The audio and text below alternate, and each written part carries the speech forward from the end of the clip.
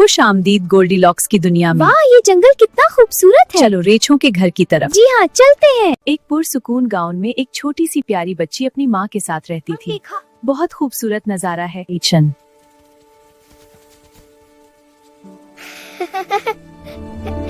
उसके सुनहरी बाल धूप की तरह चमकते थे, इसलिए उसकी माँ उसे गोल्डीलॉक्स बुलाती थी।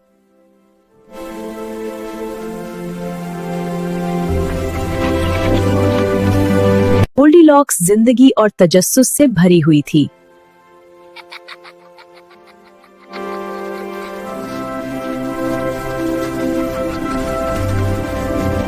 बेटा ज्यादा दूर मत जाना। ठीक है माँ।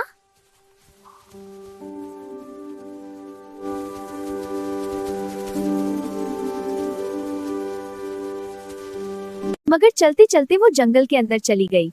वो नदी के पास खेली और ताजा फल खाए।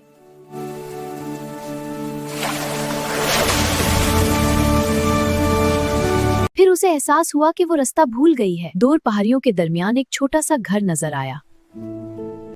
थिकी हुई गोल्डीलॉक्स उस घर की तरफ बढ़ी।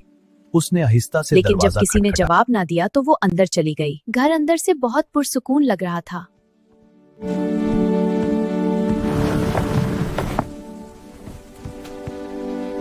मेज पर 3 प्याले रखे थे। ये वाला बहुत गर्म है।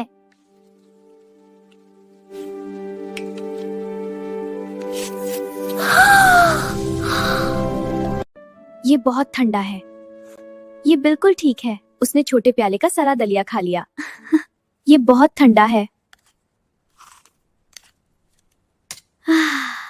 गोल्डीलॉक्स ने सबसे पहले बारी कुर्सी पर बैठकर देखा, लेकिन ये बहुत ज्यादा सख्त थी। फिर उसने दरमियानी कुर्सी पर बैठकर देखा, ये बहुत नरम थी। जब वो छोटी कुर्सी पर बैठी तो उसे लगा ये बिल्कुल ठीक है। लेकिन अचानक छोटी कुर्सी टूट गई। गोल्डीलॉक्स घबराकर खड़ी हो गई।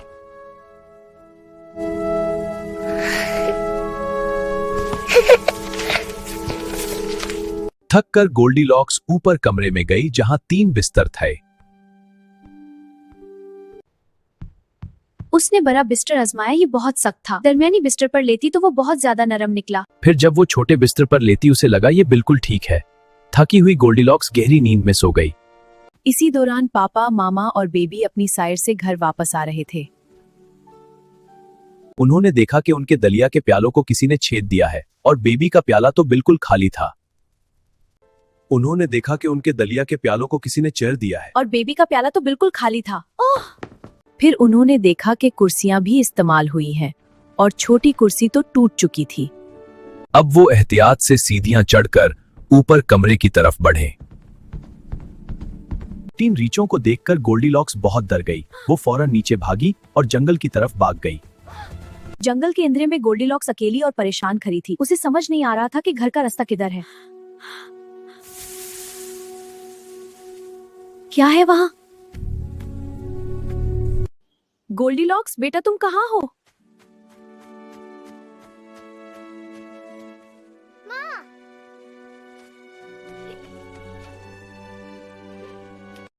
बेटा हमेशा मेरी बात सुनो और कभी अकेली इतनी दूर मत जाना।